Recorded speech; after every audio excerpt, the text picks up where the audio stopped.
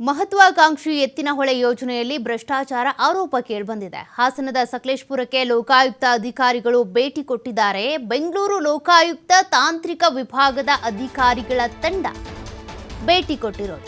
ಈ ಸಂದರ್ಭದಲ್ಲಿ ಗೊತ್ತಾಗಿದೆ ಮಹತ್ವಾಕಾಂಕ್ಷಿ ಎತ್ತಿನಹೊಳೆ ಯೋಜನೆಯಲ್ಲೂ ಭ್ರಷ್ಟಾಚಾರ ನಡೀತಾ ಇದೆ ಅಂತ.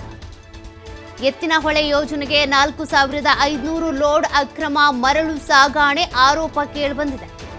2018ರವರೆಗೆ ಪ್ರಾಜೆಕ್ಟ್ 0.1 ಇಲ್ಲಿಂದ 0.5 ವರೆಗೂ ಕೂಡ ಮರಳು ಸಾಗಣೆ ಆರೋಪ ಕೇಳಿಬಂದಿದೆ. ಅಕ್ರಮ ಸಾಗಣೆ ಮೂಲಕ ಮರಳು ಪಡೆದಿದ್ದಾರೆ ಅಂತ ದೂರನ್ನ ನೀಡಲಾಗಿತ್ತು. 2018ರಲ್ಲಿ ರೈತ ಮುಖಂಡ ಮೊಹಮ್ಮದ್ ಸಾದಿಕ್ ಎಂಬುವರಿಂದ ದೂರು ದಾಖಲಾಗಿದೆ.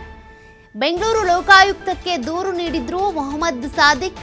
ಎತ್ತಿನಹೊಳೆ ಕಾಮಗಾರಿ ನಡೆಸಿದ ಗುತ್ತಿಗೆದಾರರ ವಿರುದ್ಧ ಈ ಆರೋಪ ಕೇಳಿಬರ್ತಾ ಇರೋದು.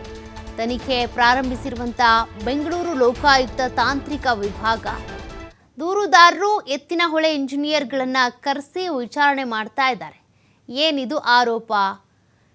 ಕಂಪ್ಲೇಂಟ್ನಲ್ಲಿ ದಾಖಲಾಗಿರುವಂಥ ಆರೋಪಗಳೆಲ್ಲವೂ ಕೂಡ ನಿಜಾನ ಅಂತ. ಯೋಜನೆಗೆ 4500 ಲೋಡ್ ಮರಳು ಏನಿದೆ ಅದನ್ನು ಅಕ್ರಮವಾಗಿ ತರಿಸ್ಕೊಂಡಿದ್ದಾರೆ ಅನ್ನುವಂಥ ಆರೋಪ ಇಲ್ಲಿ ಕೇಳಿಬರ್ತಾ ಇದೆ. ಸಕಲೇಶಪುರಕ್ಕೆ ಲೋಕಾಯುಕ್ತ ಅಧಿಕಾರಿಗಳ ತಂಡ ಭೇಟಿ ನೀಡಿದ್ದು ಪರಿಶೀಲನೆ ನಡೆಸಿದ್ದಾರೆ.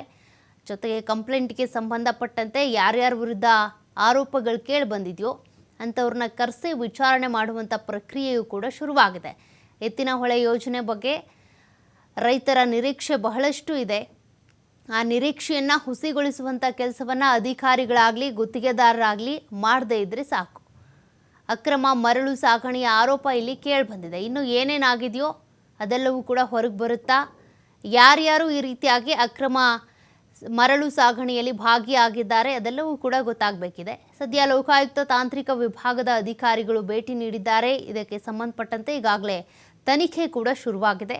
ಕರೆಸಿ ವಿಚಾರಣೆ ಮಾಡ್ತಾ ಇದ್ದಾರೆ. ಅದಕ್ಕೆ ಸಂಬಂಧಪಟ್ಟ ಅಧಿಕಾರಿಗಳಿರ್ಬೋದು, ಎಂಜಿನಿಯರ್ಗಳಿರ್ಬೋದು, ಅಲ್ಲಿ ಕೆಲಸ ಮಾಡ್ತಾ ಇರುವಂಥವ್ರು ಇರ್ಬೋದು, ಅವರೆಲ್ಲರನ್ನೂ ಕೂಡ ಕರೆಸಿ ವಿಚಾರಣೆ ನಡೀತಾ ಇದೆ.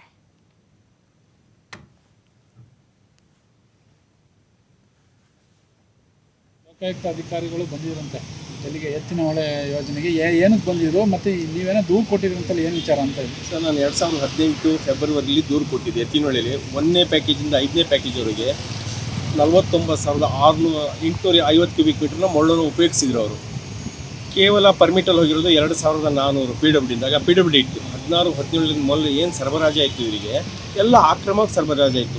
44,500 ಲೋಡು, ಬರೀ 240 ಲೋಡ್ ಮಾತ್ರ ಪರ್ಮಿಟಲ್ಲಿ ಹೋಗಿತ್ತು. ಆಗ ಲೋಕಾಯುಕ್ತಕ್ಕೆ ದೂರು ಕೊಟ್ಟಿದ್ದೆ. 2 ವರ್ಷ ಕೊರೋನಾ ಇರೋದ್ರಿಂದ ಸ್ವಲ್ಪ ಕುಂಠಿತ ಆಯಿತು. ಈಗ ಚಾಲ್ತಿಲಿದೆ. ನಿನ್ನೆ ಬಂದಿದ್ದರು, ಟೆಕ್ನಿಕಲ್ ಟೀಮ್ ಬಂದಿತ್ತು, ಎಲ್ಲ ಪರಿಶೀಲಿಸಿದ್ದು. ಮುಂದಿನ ಕ್ರಮ ಕೈಗೊಳ್ತಾರೆ ಅಂತ ನನಗೆ ಒಂದು ನಂಬಿಕೆ ಇದೆ. ಅಲ್ಲಿ ಏನು ಅಕ್ರಮ ನಡೆದಿತ್ತು? ಅಕ್ರಮ ಅಂದರೆ PWD ಏನು ಟೆಂಡರ್ ತೊಗೊಂಡಿದ್ರು ಗುತ್ತಿಗೆದಾರರ ಹಿಂದೆ, ಇವರು ರಾತ್ರಿ ಎಲ್ಲ ಮೋಡ್ ಹೊಡೆದು ಎತ್ತಿನೊಳಗೆ ಹೊಡೆದ್ಬಿಟ್ಟು ಅಕ್ರಮವಾಗಿ ಸಾಕ್ಷಿ ಇತ್ತ ನಿಮ್ಮ ಹತ್ರ? CC ಕ್ಯಾಮ್ರಾ ಅವ್ರು ಬಿಲ್ ಮಾಡಕ್ಕೆ ಕೊಟ್ಟಿಲ್ಲ. 3,20 ಲಕ್ಷ ಬಿಲ್ ಆಗಬೇಕು. PWD ಟೆಂಡರ್ದಾರರಿಗೆ ಬಿಲ್ ಆಗಬೇಕು. ಆ ಬಿಲ್ಲನ್ನು ಹೆಲ್ಡಪ್ ಮಾಡಿ CC ಕ್ಯಾಮ್ರಾನ ಕಂಪಲ್ಸರಿ ಇವರು PWD ಇಲಾಖೆ ಕೊಟ್ಟು ಬಿಲ್ ಮಾಡಿಸ್ಬೇಕಾಯಿತು. CC ಕ್ಯಾಮ್ರಾ ಇವ್ರು ಕೇಳಿದರೆ ಆನೆ ಹೊತ್ಕೊಂಡು ಹೋಯಿತು ಅಂತ ಹೇಳ್ತಿದ್ದಾರೆ. ಹಾಗಾಗಿ ತನಿಖೆನ ಚುರುಕಾಗಿದೆ. ಈ ತನಿಖೆ ಜಯ ಸಿಕ್ಕುತ್ತೆ ಅಂತ ನನಗೆ ನಂಬಿಕೆ ಇದೆ ಸರ್. ಈಗ ನಿನ್ನೆ ಬಂದಿರಲಿಲ್ಲ, ಏನು ಹೇಳೋಗಿದ್ದಾರೆ ಅವರು? ನಂದು ಏನಿದೆ, ನನ್ನ ದಾಖಲಾತಿಗಳನ್ನ ಹೇಗೆ ಕಳ್ತನ ಆಯಿತು, ಹೇಗೆ ಇವರು ಇದು ಮಾಡಿದ್ದು. 1 ಲೋಡ್ ಅಕ್ರಮವಾಗಿ ನಡೆದ್ರೆ 50,000 ರೂಪಾಯಿ ಹಿಂದೆ ದಂಡ ತೊಗೋತೀರಿ. 1 ಲಕ್ಷ ಗಂಟೆ ಇರೋದು. ಈಗ 4,500 ಲೋಡಿಗೆ ಏನು ತೊಗೋತೀರ ಅಂತ ಫೈನ್ ಹಾಕ್ತೀರ ಅಂದರೆ ಒಂದು 5 ಕೋಟಿ ಹತ್ತಿರ ಬೀಳ್ಬೋದು ಅಂತ ನನ್ನ ಅನಿಸಿಕೆ ಇದೆ ಸರ್. ಎಷ್ಟು ಮತ್ತಷ್ಟು ಡೀಟೇಲ್ಸ್ ಕೊಡ್ತಾರೆ ಪ್ರತಿನಿಧಿ ಪ್ರಕಾಶ್. ಎತ್ತಿನಹೊಳೆ ಯೋಜನೆ ಬಹಳ ಮಹತ್ವಾಕಾಂಕ್ಷಿ ಯೋಜನೆ. ಈ ಯೋಜನೆಯಲ್ಲೂ ಕೂಡ ಭ್ರಷ್ಟಾಚಾರದ ಆರೋಪ ಕೇಳಿ ಬರ್ತಾ ಇದೆ. ಏನೇನು ಆರೋಪ ಕೇಳೋಕೆ ಸಿಗ್ತಾ ಇದೆ? ಇದಕ್ಕೆ ಸಂಬಂಧಪಟ್ಟಂತೆ ದೂರು ಕೊಟ್ಟಿರುವಂತ ಆ ದೂರುದಾರರು ಏನ್ ಹೇಳ್ತಿದ್ದಾರೆ?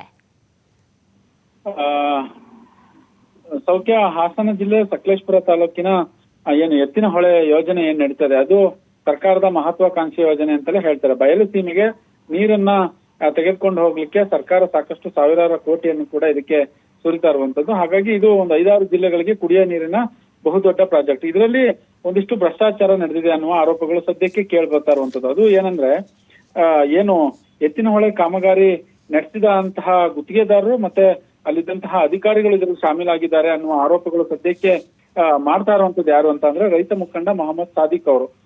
ಏನು ಅಕ್ರಮ ಸಾಗಣೆಯ ಮೂಲಕ ಮರಳನ್ನು ಪಡೆದಿದ್ದಾರೆ ಅನ್ನುವ ಆರೋಪವನ್ನು ಸದ್ಯಕ್ಕೆ ಮಾಡ್ತಾ ಇರುವಂತದ್ದು. ಇದಕ್ಕೆ ಸಂಬಂಧಪಟ್ಟ ಹಾಗೆ ರೈತ ಮುಖಂಡ ಮೊಹಮ್ಮದ್ ಸಾದಿಕ್ ಏನಿದ್ದಾರೆ ಅವರು 2018ರಲ್ಲಿ ಬೆಂಗಳೂರಲ್ಲಿ ಲೋಕಾಯುಕ್ತಕ್ಕೆ ದೂರು ನೀಡ್ತಾರೆ. ದೂರು ನೀಡಿದಂತ ಸಂದರ್ಭದಲ್ಲಿ ಸಾಕಷ್ಟು ಡಾಕ್ಯುಮೆಂಟ್ ಅನ್ನು ಕೂಡ ಕೊಟ್ಟಿರುವಂತದ್ದು. ಅಂದ್ರೆ ಇವರು ಹೋಗಿ ಕೇಳಿರುವಂತದ್ದು ಅಕ್ರಮ ಮರಳನ್ನ ಇಷ್ಟು ಲೋಡ್ ಅನ್ನ ಮಾತ್ರ ಅಲ್ಲಿ ಸಾಗಾಟ ಮಾಡ್ಬೇಕು, ಹೆಚ್ಚಾಗಿ ಲೋಡ್ ಸಾಗಾಟ ಮಾಡ್ತಾ ಇದ್ರೆ ಅದಕ್ಕೆ ಸಾಕ್ಷಿ ಕೊಡಿ ಅಂತ ಸಂದರ್ಭದಲ್ಲಿ ಅದಕ್ಕೆ ಸಾಕ್ಷಿಯನ್ನು ಕೂಡ ಒದಗಿಸ್ಲಿಕ್ಕೆ ಆಗಿಲ್ಲ ಅನ್ನುವ ಮಾತನ್ನ ಸ್ವತಃ ಸಾದಿಕ್ ಅವರು TV5 ಜೊತೆ ಹೇಳಿಕೊಂಡಿರುವಂತದ್ದು. ಇದಕ್ಕೆ ಸಂಬಂಧಪಟ್ಟ ಹಾಗೆ ಲೋಕಾಯುಕ್ತದಲ್ಲಿ ಕೇಸ್ ಕೂಡ ಈಗಾಗಲೇ ಸಂಬಂಧಪಟ್ಟ ಹಾಗೆ ತಾಂತ್ರಿಕ ವಿಭಾಗದ ಅಧಿಕಾರಿಗಳು ಸಕಲೇಶ್ಪುರದ ಎತ್ತಿನಹೊಳೆ ಜಾಗಕ್ಕೆ ವಿಸಿಟ್ ಮಾಡಿರುವಂತದ್ದು. ಅಲ್ಲಿನ ಅಧಿಕಾರಿಗಳನ್ನ ಕೂಡ ಒಂದಿಷ್ಟು ಭೇಟಿ ಮಾಡಿದ್ದಾರೆ ಅನ್ನುವ ಮಾಹಿತಿ, ಅಂದ್ರೆ ಒಂದಿಷ್ಟು ಮಾಹಿತಿಯನ್ನು ಕೂಡ ಕಲೆ ಹಾಕಿದ್ದಾರೆ ಅನ್ನುವ ಮಾಹಿತಿ ಸದ್ಯಕ್ಕೆ ಗೊತ್ತಾಗಿರ್ತಕ್ಕಂಥದ್ದು. ಒಟ್ಟಾರೆ ಈಗ ಒಂದು ಕಡೆ ಲೋಕಾಯುಕ್ತದವರು ಅಕ್ರಮ ಮರಳು ಜಾಡನ್ನು ಹಿಡಿದು ತನಿಖೆಗೆ ಮುಂದಾಗಿದ್ದಾರೆ ಅನ್ನುವ ಒಂದು ಕಡೆ ಮಾಹಿತಿ ಆದ್ರೆ, ಇತ್ತ ಕಡೆ ಏನು ಪಾಯಿಂಟ್ ನಂಬರ್ 1ರಿಂದ ಪಾಯಿಂಟ್ ನಂಬರ್ 5ರವರೆಗೆ ಸುಮಾರು ಅಕ್ರಮವಾಗಿ 4500 ಲಾರಿ ಲೋಡ್ ಅಕ್ರಮ ಮರಳನ್ನ ಸಾಗಾಣ ಮಾಡಿದ್ದಾರೆ ಅನ್ನುವ ಆರೋಪವನ್ನು ಮೊಹಮ್ಮದ್ ಸಾದಿಕ್ ಅವರು ಈಗಾಗಲೇ ಮಾಡ್ತಾ ಇರುವಂತದ್ದು. ಇದು ಯಾವೆಲ್ಲ ರೀತಿಯಾಗಿ ಮುಂದುವರಿಯುತ್ತೆ ಅನ್ನೋದನ್ನ ಕಾದ್ ನೋಡ್ಬೇಕಾಗುತ್ತೆ ಸೌಖ್ಯ. ಈಗ ಒಟ್ಟಾರೆ ಲೋಕಾಯುಕ್ತ ತಾಂತ್ರಿಕ ಅಧಿಕಾರಿಗಳು ಸಕಲೇಶ್ಪುರದ ಎತ್ತಿನಹೊಳೆ ಏನು ಸ್ಥಳ ಇದೆಯಲ್ಲ, ಕಚೇರಿ ಇದೆಯಲ್ಲ, ಅಲ್ಲಿಗೆ ಭೇಟಿ ನೀಡಿ ಹೋಗಿದ್ದಾರೆ. ಒಂದಿಷ್ಟು ಮಾಹಿತಿಯನ್ನು ಕೂಡ ಕಲೆ ಹಾಕಿದ್ದಾರೆ ಅನ್ನೋದು ಸದ್ಯಕ್ಕೆ ಇರುವಂತದ್ದು ಸೌಖ್ಯ. Okay, thank you Prakash ಡೀಟೇಲ್ಸ್ಗೆ.